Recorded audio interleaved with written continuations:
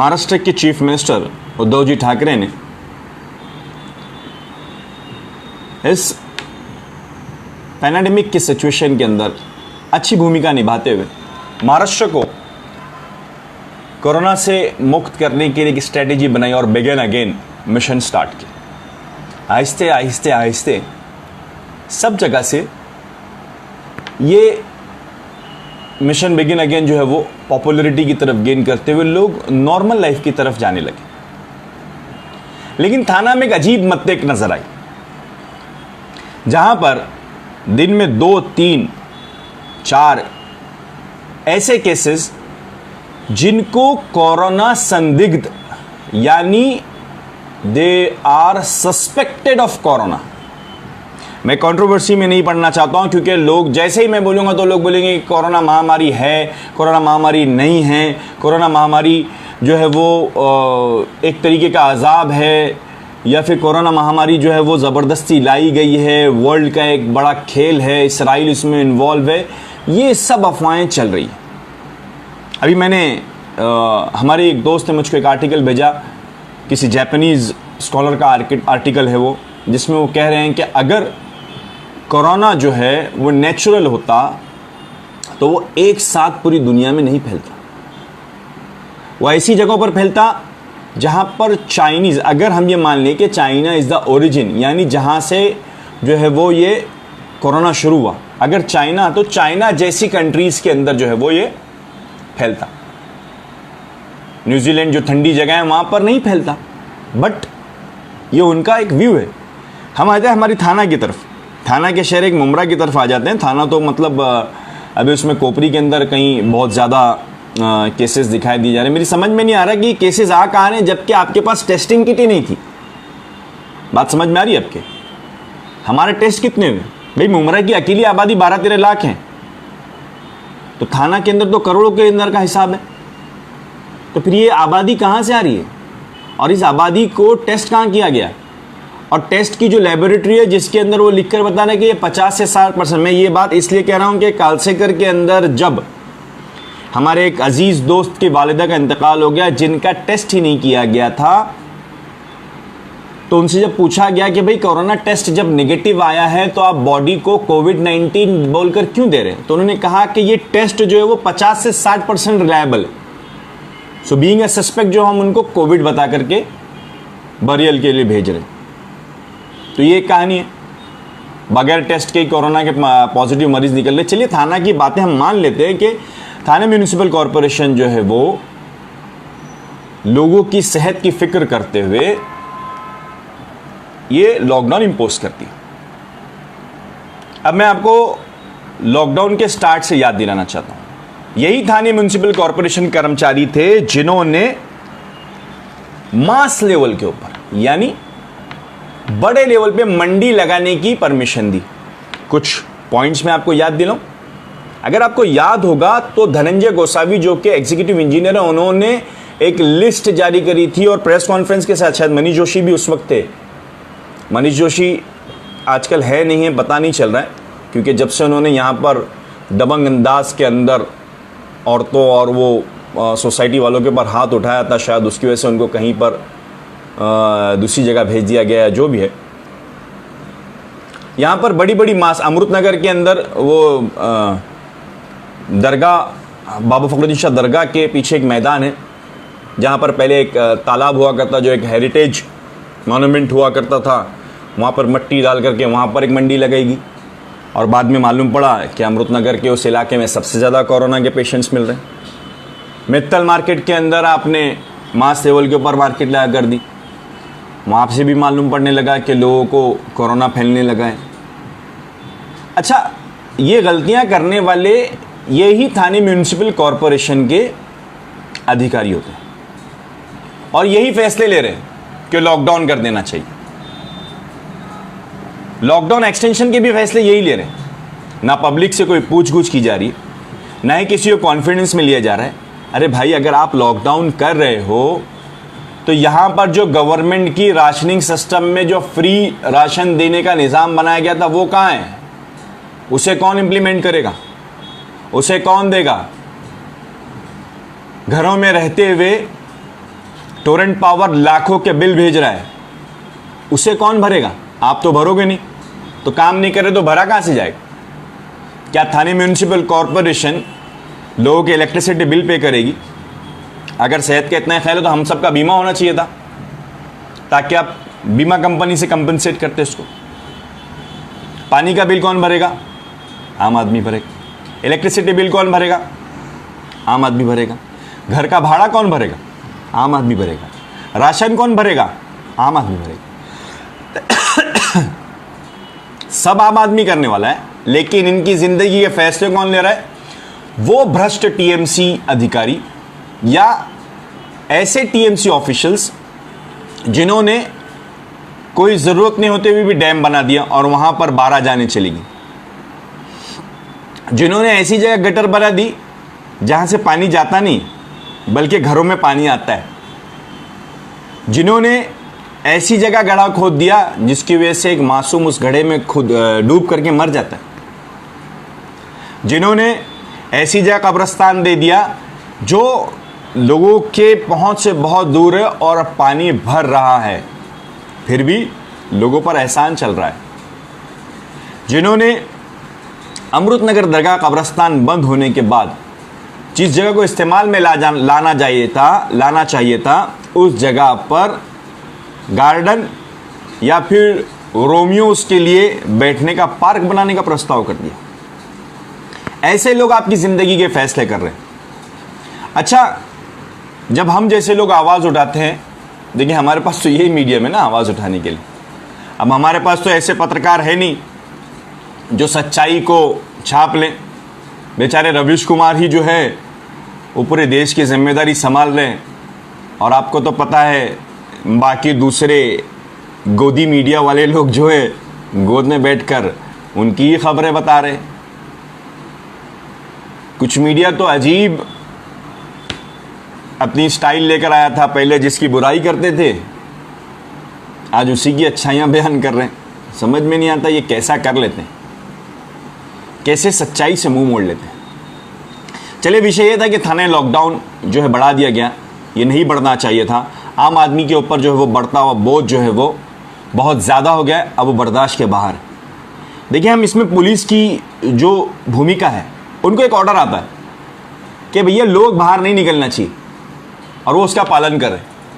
Collector साहब का order आता है कि भाई आपके एरिया के अंदर नहीं, तो सर कलेक्टर सर या कमिश्नर सर या म्यूनिसिपल कमिश्नर सर या Thane commissioner sir, police commissioner sir, यहाँ के असिस्टेंट म्यूनिसिपल कमिश्नर, डीएमसीज वगैरह, इन सबको मैं सिर्फ ये अपील करना चाहता हूँ कि अगर आप आम जनता के हित में फैसले ले रहे हैं तो आम जनता को कॉन्फिडेंस में लीजिए। कुछ चंद लोगों को जिन्हें आप वॉरियर्स बना करके भेज रहे हैं वो आपके नाम पे हफ्ता वसूली करेंगे, तो इससे आपकी छवि खराब होगी। आपको आम जनता को लेना होगा, आपको उस घर गृहस्थी वाली औरत तक पहुंचना होगा जिसके घर में चूल्हा जलाने की हकीकत में आज तकलीफ है। आप दीजिए पीडीएस सिस्टम, अगर गवर्नमेंट ने भेजा तो आप भी दीजिए। आप सेंटर से मदद मांगिए, नहीं मदद मांग सकते हैं तो मुमरा ने यह साबित किया है कि न सिर्फ यहां पर अच्छे लोगों ने मुमरा के लोगों का ख्याल किया है, बल्कि कलवा और दीवा तक के लोगों ने राशन पहुंचाने का काम किया है। और आज भी मदरसा रहमा के रहमान फाउंडेशन वाले जब से लॉकडाउन हुआ तब से खाना बांट रहे। वैसे ही सेतु ट्रस्ट वाले, जिनमें से मैं अकील ताड़े साहब को जानता हूं, वो मतलब बारिश हो कैसे भी हो वो लोग वहां पर खाना बांट रहे। और ये कोई धर्म जात देखकर नहीं बांटते, किसी हिंदू और मुस्लिम को ही नहीं देख रहे। यहां पे हिंदू, मुस्लिम, सिख, ईसाई, बौद्ध, ब्राह्मण सबको दिया जा रहा है। आप इस चीज को ध्यान में रखते हैं और हम सबको आवाज उठानी होगी। ये बात जितने भी लोगों तक मेरी बात पहुंचे, भले एक तक पहुंचे, भाई मेरा व्यू है जिस तक पहुंचे। तीसरा एक मुद्दा, उसके बाद जो है वो मैं बस अपने आप को कंक्लूड करना चाहूंगा। मुमरा में इस वक्त जो है वो बुनियादी सहूलतें जो है वो बहुत ही बुरे तरीके से, बदतरीन तरीके से जो है वो हिट हो रही। सबसे पहले तौर के ऊपर उसके अंदर आता है सरकारी अस्पताल। देखिए, कालसेगर का मुद्दा, बहुत सारे लोग कालसेगर के फेवर में आए, बहुत सारे लोग कालसेगर के अपोज में आए। हमने इस चीज़ की आवाज़ उठाने की कोशिश की कि कालसेगर में जो पैटर्न अपनाया जा रहा है वो गलत है। आप अब्दुल रज़्ज़ाक़ कालसेकर मरहूम जो हाजी जिन्होंने जिस तरीके से मतलब अपनी कम्युनिटी के लिए ये हॉस्पिटल स्टार्ट किया था, उसका ये मोटो था कि लोगों को सस्ते इलाज की फराहमी की जाए। और इतना कमर्शलाइजेशन, अरे 3-4 करोड़ के अंदर वो बिल्डिंग बनी होगी और 300-400 करोड़ के बिल दे दिए गए। एक डॉक्टर कफील बेचारे बच्चों को ऑक्सीजन देते देते जेल चले गए सच्चाई के लिए। डॉक्टर का एक रुतबा होता है ना। पहले डॉक्टर साहब जब किसी तरीके से, या कोई हकीम या कोई तबीब अगर जिस गली से निकलते थे, लोग जो है वो अदब व एहतराम की नज़र से उनको देखते थे। लेकिन कुछ डॉक्टरों के पेशे की वजह से आज डॉक्टरों को एक अलग नज़र से देखे जाने लगे, है ना। जैसा वो मेनका गांधी कसाईयों को देखती होगी, वैसे अस्पताल, सरकारी अस्पताल होना चाहिए। 12 साल से ज़्यादा का अरसा हो गया। अगर गवर्नमेंट नहीं देती है तो शायद हम सबको मिलकर के एक मुहिम चलानी होगी कि भाई हम अपने ही पैसों से, इतनी तो ज़कात निकाल ही लेते हैं मुसलमान, अपने ही लोगों के लिए अपना ही अस्पताल बना लेंगे इंशाअल्लाह। कब्रिस्तान का इशू देखिए, जो मिला है उसके अंदर पानी भर रहा है या उसके अंदर गड्ढे हैं या उसके अंदर पत्थर है, ये अलग इशू हो गया। लेकिन अमृतनगर कब्रिस्तान जमीयतुल मुस्लिमीन ट्रस्ट जिसके अंडरटेकर में है वो बंद हो गया। कौसा कब्रिस्तान ऑलरेडी बंद है। मित्तल खाड़ी के ऊपर जो कब्रिस्तान बनाया गया है वो भी तकरीबन फुल होने पर है। ऐसे में इस शहर को कब्रिस्तान की एक सख्त ज़रूरत है। एक प्राइवेट कब्रिस्तान जो है वो बहुत टाइम से तैयार है। कुछ TDR वगैरह का मसला है, जो भी है पर्सनल डिस्प्यूट्स है। मैं समझता हूँ कि वो आगे चल के जब भी पूरे होना है, वहाँ पर बरियल की इन्फॉर्मेशन मेरे हिसाब से आ चुकी है। वहाँ पर जो है वो फिट है वो बरियल के लिए, वहाँ पर तदफीन हो सकती है। ऐसे कुछ पेपर्स मैंने देखे थे। नई प्रोसीडिंग्स क्या है मुझको नहीं पता, लेकिन वहाँ पर जो है फ़ौरन तदफीन शुरू करने की इजाज़त दी जानी चाहिए। एक और जगह मुमरा स्टेशन से करीब अगर दे दी जाए।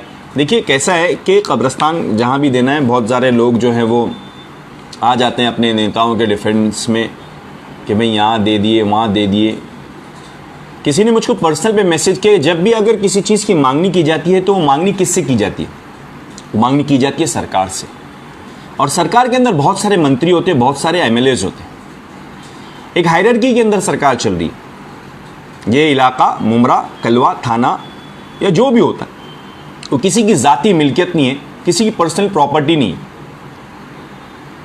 वो बहुत ज़्यादा अगर कुछ कर सकते तो एक निवेदन दे सकते हैं, उसके लिए मेहनत कर सकते हैं और उसी के लिए उनको चुना जाता है। कॉरपोरेटर्स को इसीलिए चुना जाता है, MLAs को इसीलिए चुना जाता है, MPs को इसीलिए चुना जाता है कि वो पब्लिक की बात को जो है वो सरकार तक पहुँचाए। तो हम सबको सरकार से मांगनी करनी चाहिए कि मुमरा जो कि शुरू होता है रेती बंदर सर्कल से सॉरी, वहाँ से कौसा जो है वो तकरीबन 4.5-5 किलोमीटर है। उस दरमियान अगर कोई मैयत हो जाती है, कोई तदफीन करने के लिए जाना होता है, तो देखिए मुसलमानों के अंदर जो तदफीन के लिए जब लेके जाते हैं तो मैयत को कांधा देना सवाब समझा जाता है, यानी एक पुण्य का काम समझा जाता है। तो जितने ज़्यादा लोग कांधा देखकर आसानी से पहुंच सके, वही देखिए ज़िंदगी के अंदर जीते जीते जो भी है, ना सरकारी अस्पताल दिए, ना लाइट अच्छी दे रहे हैं, ना रोड अच्छे दे रहे हैं, ना पानी बराबर से दे रहे हैं, ना स्कूल दे रहे हैं, ना ही कोई दूसरी और फैसिलिटीज़ दे रहे। कम से कम मरने के बाद जो है वो उनके घर वालों को सुकून की ऐसी जगह दे दी जाए जहाँ पर वो आसानी से अपने घर वालों को पहुँचा दे। अब तो मरने के बाद भी डेथ सर्टिफिकेट का 3,500 से 30,000 रुपये तक के लोग मांग रहे। ये तो एक अलग कहानी है, अल्लाह हम सब की हिफाजत करे। डेथ सर्टिफिकेट के लिए 3,000 दो, कब्रिस्तान के बाद जाने के बाद वहाँ पर ना बरगे फ्री है ना कुछ फ्री है। यानी अगर किसी की मौत हो गई तो एक 10,000 रुपये का, चाहे वो गरीब की हो चाहे वो अमीर की हो। अब गरीब को 10,000 रुपये कहीं से भी लाना है, किसी का एहसान ले ले या कोई उसके ऊपर चैरिटी कर ले, ठीक है, ये एक अलग इशू है, मुद्दा है। लेकिन कब्रिस्तान की इस वक्त ज़रूरत जो है वो बढ़ गई है मुमरा के अंदर।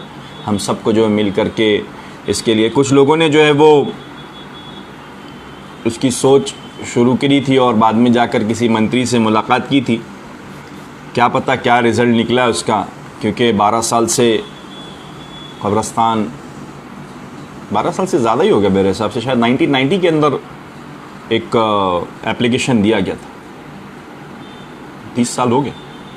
तो मुमरा कब्रिस्तान के लिए अब वो बताया जाएगा कि मुमरा कब्रिस्तान वहाँ मिला, यहाँ मिला, ठीक है। जहाँ पर इससे पहले जो जिस जगह के ऊपर, जिस भूखंड के ऊपर रियल लीगल कब्रिस्तान जो है वो अर्बन डेवलपमेंट ने दिया था, उस पर अगर मिल जाए तो बहुत अच्छी बात है। देखिए मैं समझता हूँ कि शायद थोड़ा सा लाइफ बड़ा हो रहा है, लेकिन अब तो लॉकडाउन है, घर में काम ही क्या है।